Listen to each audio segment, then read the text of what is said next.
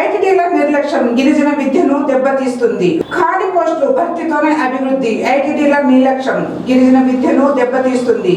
ఉపాధ్యాయ పోస్టుల భర్తీపై ప్రభుత్వానికి గిరిజనులు గట్టిపోరు. ఏజెన్సీ ప్రాంతంలో గిరిజనులు విద్య అభివృద్ధి కోసం నెలకొల్పిన ఐటీడీలు తమ అవస్థన విధిని మర్చిపోతున్నారనే ఆరోపణలు రోజు రోజుకి పెరుగుతున్నాయి.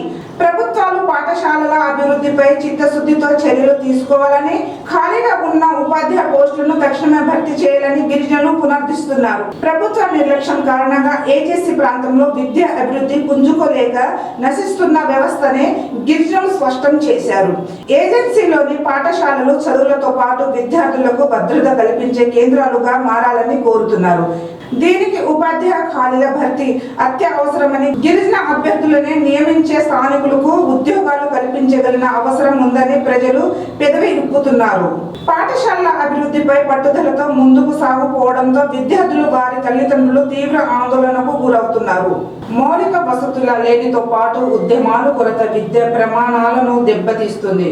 పాఠశాలల అభివృద్ధిపై బాధ్యత వహించిన అధికారులు అసలు దిశగా స్పందించకపోవడం గమనార్థం. ఎన్నో ఆశలు కలలతో గిరిజన యువత ఎంపీబీఈడీలు, టీటీసీలు, టెట్లు పరీక్షలు పూర్తి చేసుకొని ఉపాధ్యాయ ఉద్యోగాల కోసం ఎదురు చూస్తున్నారు.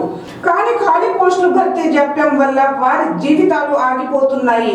ప్రభుత్వ నిర్లక్ష్యమే నేటి గిరిజన విద్యా వ్యవస్థను నాశనం చేస్తుందని మండిపడుతున్నారు. ఉపాధ్యాయుల లేనితో అనేక ఆశ్రమ పాఠశాలను, రెసిడెన్షియల్ పాఠశాలలు, జెడ్పీఎస్ పాఠశాలలు పిలవకోడి పరిస్థితిలో ఉన్నాయి. విద్యార్థుల సంఖ్య తగ్గిపోవడంతో పాఠశాలల పునరుద్ధరణ కళ్ళలోకి మారుతుంది. ఉపాధ్యాయులు భద్రతా భరోసా లేక విద్యకు మొహం తిప్పుతుండటంతో విద్యా వ్యవస్థను మరింత దిగజారుతుంది.